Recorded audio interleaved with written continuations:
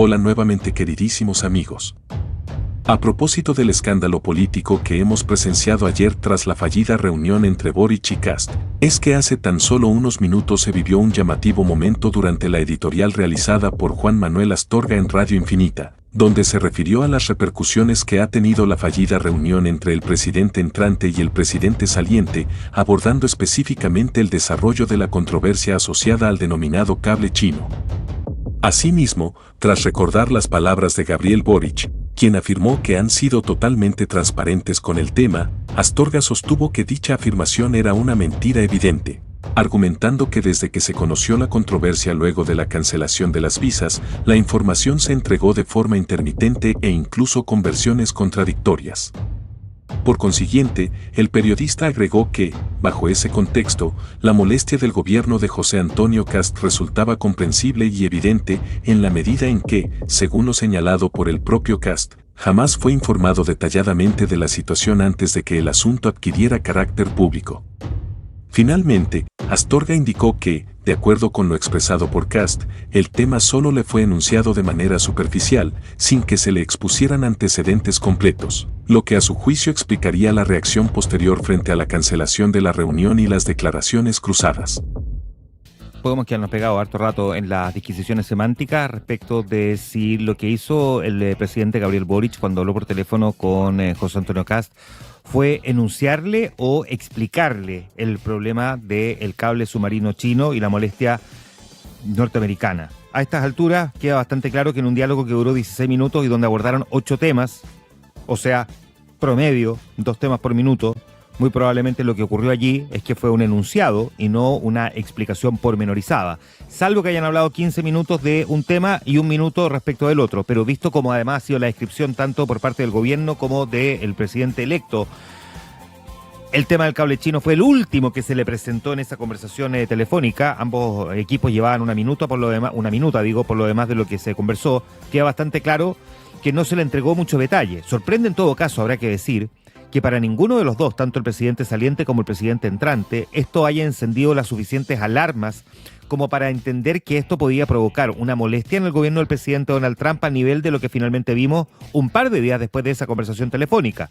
Hablaron por teléfono el 18 de febrero y el 20 de febrero el gobierno norteamericano le canceló la visa al ministro de Transportes y Telecomunicaciones, al subsecretario de Telecomunicaciones y al jefe de gabinete de esa misma subsecretaría. Y ninguno de los dos parece que detectó la gravedad del problema. Evidentemente quien la presenta debería haberlo tenido un poco más claro que quien recibía la información, sobre todo porque además los datos que recibió, es decir, José Antonio Kast, parecen haber sido bastante someros. En este punto, pareciera que José Antonio Kast tiene la razón. Fue un enunciado, no fue una explicación. El presidente saliente dijo que ellos han sido totalmente transparentes y han entregado toda la información. Como dice el famoso refrán, a confesión de partes, relevo de pruebas, ¿no? Ayer también, el mismo ministro de Transportes y Telecomunicaciones, al que le cancelaron la visa, el mismo que vino a reconocer hace una semana que había firmado un decreto que después tuvo que anular, donde pareciera, por supuesto, tener un grado de responsabilidad, aunque al mismo tiempo ha ido entregando la información a cuentagotas, ayer reconoció, en una cuestión bien sorprendente, que en su primera reunión bilateral que tuvo con el ministro de Transportes entrante, Luis de Grange, esa reunión fue el 13 de febrero, decidió no entregarle la información respecto a lo que estaba pasando con el cable. Lo había guardado, fue la frase textual que usó Juan Carlos Muñoz, y dice que le parecía un tema confidencial que tenían que tratar más adelante. O sea, no le sinceró al ministro de Transportes y Telecomunicaciones entrante un dato realmente relevante frente, digamos, a lo que se iba a encontrar el próximo ministro. Entonces, cuando el presidente ayer decía que ellos han sido sumamente transparentes, la verdad es que en estricto rigor esa frase no se condice con la realidad. 18 de febrero, el presidente Gabriel Boric habló con Kast por teléfono y le enunció el tema, y el 20 de febrero se cancelaron las visas.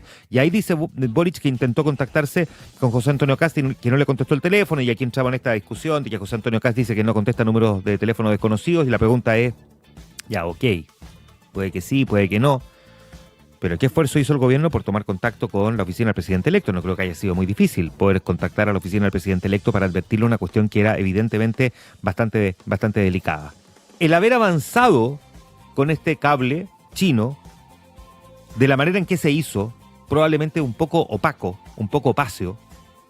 Hay mucha opacidad respecto de lo que se hizo sobre este acuerdo, a diferencia de el Humboldt, el acuerdo con Google para construir este otro cable que nos permite también transportar una gran cantidad de información. Ese es el primer error, no haberlo hecho probablemente de una manera, si se quiere, más visible para generar el debate político que se iba a requerir. Era evidente que esto iba a traer problemas con Estados Unidos, o sea, no había que ser experto en geopolítica para entenderlo.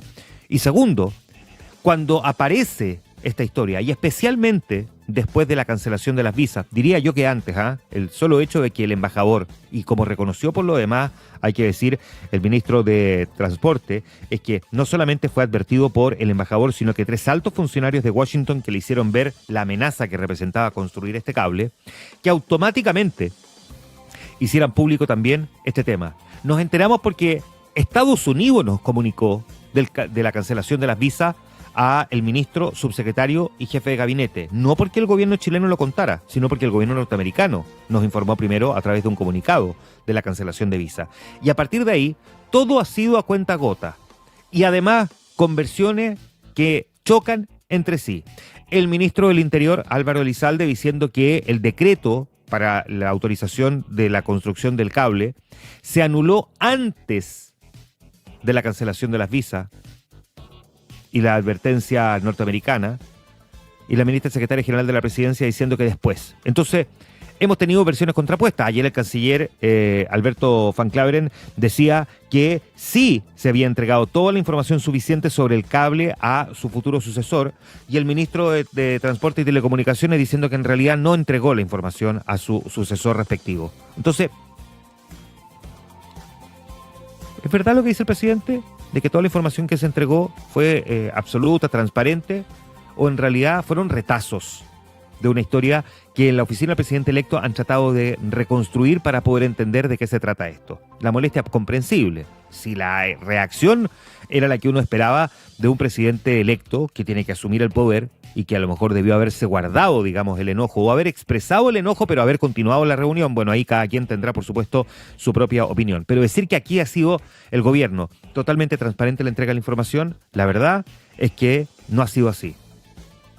Torpeza, falta de coordinación, incapacidad de comunicación interna para definir una única línea y rango de acción, tener una versión oficial y que todos se queden apegados a esa versión oficial, o simplemente que cada uno corrió con colores propios, y lo que hemos visto aquí ha sido un desorden y un despelote, porque eso es la verdad, un despelote. Cuesta entender, porque de verdad, de todo lo que acabo de escribir, lo que más cuesta entender es que el ministro de Transporte no le haya sincerado a su contraparte el gran problema con el que se iba a encontrar a la vuelta de la esquina.